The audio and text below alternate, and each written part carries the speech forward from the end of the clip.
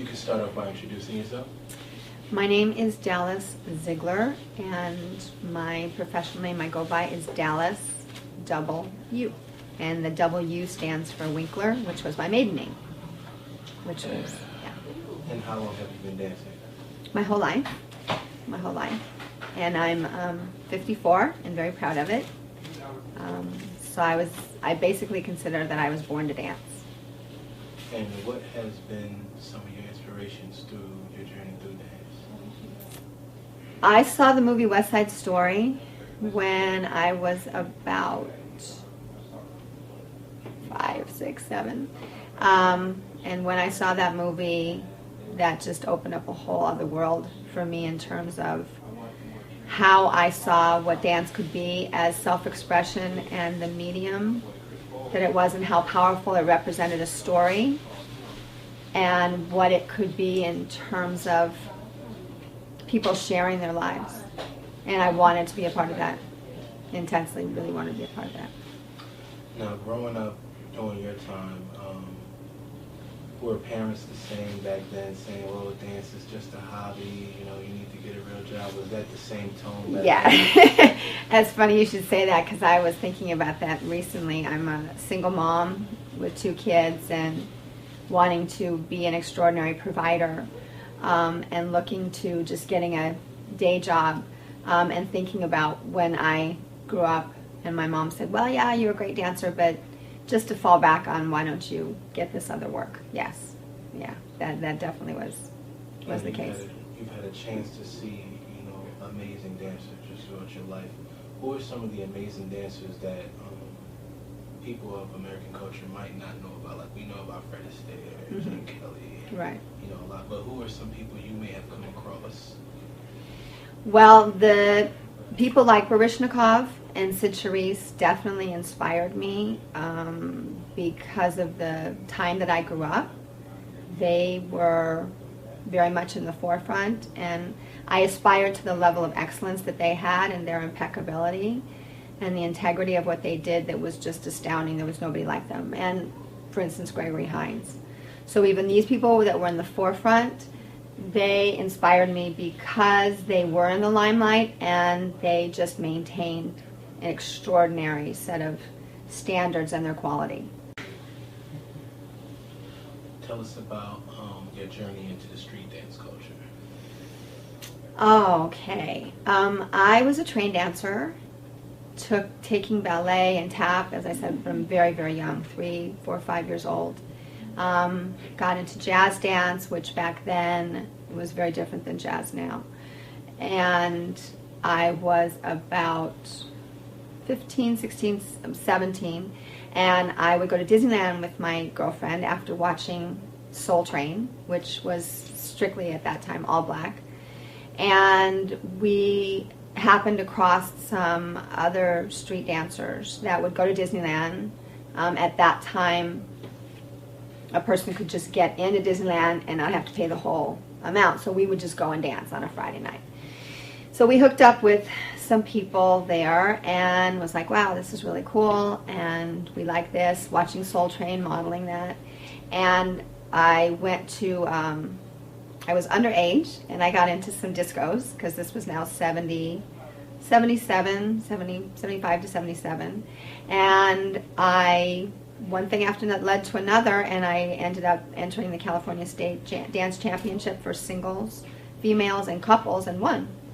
And so my trained dance ended up translating into street dance and merging the two, and then I auditioned for a company called Dance Machine that traveled the world. I first of all went to Tel Aviv, Israel, and then Australia. And it just merged just because I was in the right place at the right time, and my desire was there. And it just made a way for me to enter into that world. And I had a reverse discrimination issue. As you can see, I'm wearing all white. And so I was a white girl in this black culture and this black street dance, and I really had to make my way in and make my place there. And I was very successful at it. I've been interviewing a lot of people here on the West Coast, and a lot of you guys' stories are sounding the same, where that you guys are mixing your train dancing with the street dancing. Do you think that the industry saw what you guys were doing, and that's why eventually it started to merge? Like in the 80s, they started putting it more. Like in the videos, Michael Jackson, they started merging the streets with the mainstream, but you guys were already doing the 70s along with you and along with other people. Do you think that they caught on to that and saw it as something that was big, like, oh wow, we never even thought of that? Yeah, absolutely. I had the distinct privilege of being invited into Michael Peters' company, his working company, and Michael Peters of Beat It fame, etc. And Michael really caught on to that when he saw all of us trained dancers, and then he saw the street and started merging it and then choreographing things like Beat It, etc., putting the street dancers in it, Pop and Taco, all these people, and seeing the value of the two together. Absolutely, absolutely. And I think Michael Peters was one of the first ones from my impression. That's another person that comes up a lot in interviews, Michael Peters. Why isn't there a lot of information out about this man? Probably because he was, even though he was a pioneer, there was a lot of ambiguity at the time. I mean, he choreographed Thriller, and trying to give certain people credit, and then other people wanted credit. So it's like the big question of who taught Michael Jackson how to moonwalk. Well, it was Cooley, but then other people take credit for that. So it was kind of this rush on who did what first. So I think it kind of got all in that convoluted mess, unfortunately. Do you think Michael paid attention to that type of stuff? MJ? Yeah. No. No. No. It was just something internal within the dance community.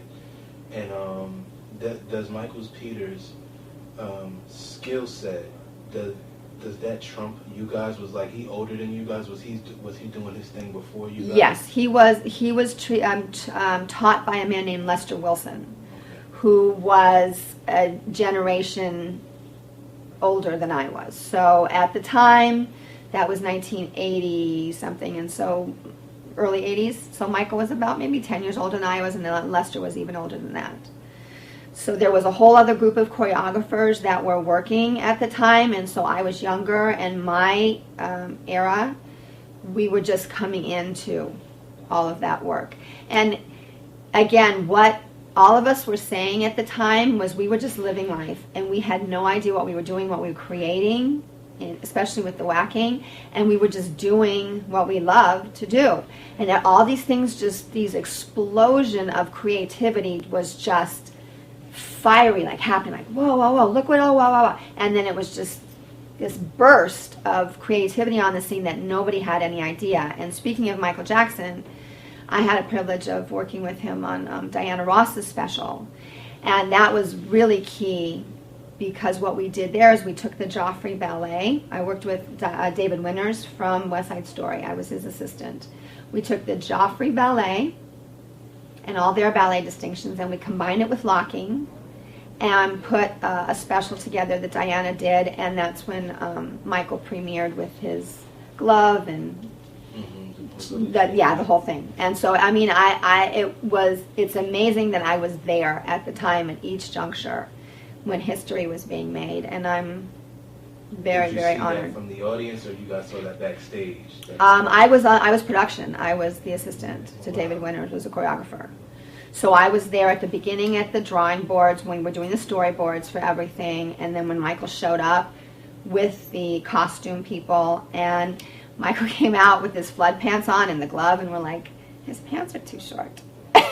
And Rhett was the costume guy, and he goes, well, he wants them like that. And we go, really? I go, yeah, okay. You know, and I mean, that's when he was just a star. He wasn't a superstar yet, but Diana was a superstar. So again, being there on the forefront of all of these things that are historical moments gave me a unique perspective of seeing how things can be created literally out of nothing. And all of a sudden it's there because a person has an intention, has a vision, has a direction and a goal, and then it's before your very eyes. And you can't even explain how it got there. So I have such respect for that process. And I'm recreating that even now in my life as I'm reinventing and transforming. One more quick question about Michael. Sure. Was he into the street dancing as well too? Well, it's wild because he really was, I mean, he was all trained. And because of his, whether you want to say his gay propensity or whatever, and because whacking came out of the gay community, there was a proclivity to be available to what the street dance offered, and he was just wide open to it. And he would include it, not purposely, it was just a flavor of what he did that was just beginning to merge the two in terms of really being visible. Yeah, I actually did his, the Emmys opening piece. We did for, don't remember what year. And it was a workout type of number. So, I mean, I worked with them several times, yeah. Nowadays, dancers have way more opportunities like these TV shows and these sponsorships and just different, competitions where they can express themselves and make money. What were some of the hardships that you guys faced coming up? Like, I know you said that you faced that, you were in an all-black, culture. Right. But what were some of the other things that you were facing as being a professional dancer as well that the kids might not know about? Because everybody wants to be a dancer nowadays, and they don't know, the bumps in the road that they have to face. Well, there's two things. One is being trained and then doing street. I did dance contests every night of the week to make money. So I was doing my living in the street sense. Then in other ways, I'd be auditioning, and I actually did the movie Grease 2. I was a SAG contract player. I did equity. So I was equity, I was SAG, I was AFTRA, and everything. So I did an equity musical in San Francisco. So I had to juggle, me personally, both worlds at the same time and audition for things like Solid Gold. And for me personally, I had to slide back and forth and say, okay, I'm over here, now I'm over here. And I represented to trained dancers what street was about. Because when they'd see me whacking, they're like, oh yeah, Dallas does that whacking thing. But they knew how trained I was. In terms of a general overall challenge, I would say that there was a core group of dancers that sometimes it would be, okay, this person's getting the job on this way, or this person's getting here, and there would be kind of a clique, so to speak. The audition for Flashdance for a chorus line was so crazy. It was like 10, 12-hour days for these auditions, and there were regular dancers that worked. So that kind of, as it's sometimes limiting, because everybody knew these people were going to get the job. And that's what made me have the availability with my specialty, with the train dancing, with the street dancing, to come in and do something like, whoa, wow, that's really different.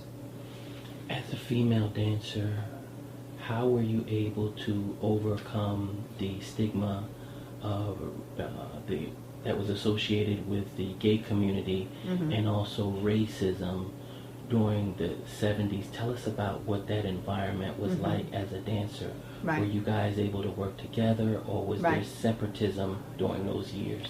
Well, I think that the street dance community in general, even though I was white, as I said, because I was good at what I did, because I brought a lot to the table in terms of my passion, and I didn't have barriers, that sense of barriers inside of me. So I didn't create that, and I was just welcomed and accepted as far as in the street dance community being white. So that I want to set that out there. As far as being a female, I was very female. I was very feminine. I didn't play this kind of boyish role. I dressed feminine, very feminine wiles in the way I did things, and sexy, not overtly, but very sexy. So I made a way in what I did because I was authentically being who I was, and there was just a place for me because I created it and just believed it was there. So I didn't really pay attention to any stigmas. Do you feel that you were treated fair as a female dancer, or did the male dancers get more roles at that time? I think this will sum it up. When I would go to dance contests, and I'm just going to speak in that realm, when I would go to dance contests and we would have a sign-up sheet, and people would go, oh, Dallas is here, I'm going to go somewhere else. So, so I really had a wonderful reputation, and I was very blessed in that way. And I wouldn't say there was really a lot of stigma. There were other